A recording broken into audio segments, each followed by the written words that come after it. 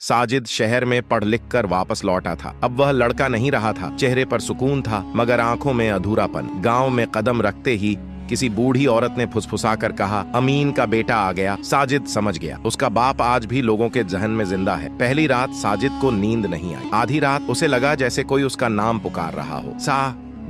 वह पसीने में भीगा हुआ उठा। आवाज कुएं की तरफ से आ रही थी। साजिद पहली बार अकेला कुएं के पास गया। हवा ठंडी थी, चांद आधा छुपा हुआ। उसने हिम्मत करके कहा, अगर तू सच बोलता है तो बता, मेरे अब्बा ने जो देखा था क्या वह पूरा सच था? कुछ पल सन्नाटा, फिर कुएं से आवाज आई, नहीं। साजिद के पैरों तले जमीन खिसक गई। कुएं की आवाज भारी थी। कातिल सिर्फ एक नहीं था। साजिद कांप गया। जिस रात सरपंच मरा, गांव के 4 लोग वहां थे। अब साजिद को याद आया, 4 वही लोग जो सबसे ज्यादा शोर मचा रहे थे। अचानक साजिद को एक सच्चाई चुभी। उसका बाप पूरी सच्चाई जानता था मगर उसने सिर्फ एक नाम लिया ताकि बाकी गांव बच जाए। कुएं ने कहा, अमीन ने झूठ नहीं बोला मगर पूरा सच भी नहीं बोला। साजिद की आंखें भर आई।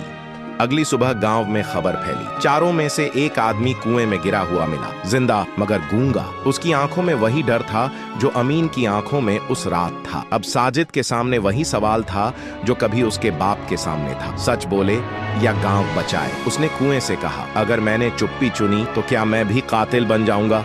कुएं की आवाज आई, चुप्पी सबसे खतरनाक हथियार है। साजिद ने गांव की पंचायत बुलवाई। सबके सामने उसने वो नाम लिए जो उसके बाप ने नहीं लिए थे। गांव टूट गया मगर पहली बार डर नहीं, सुकून उतरा।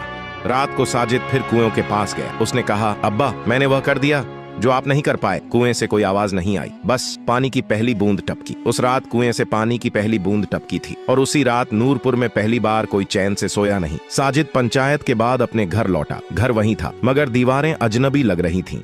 अमीन की पुरानी चारपाई अब भी पड़ी थी। उस पर बैठते ही चारपाई छर्र की आवाज के साथ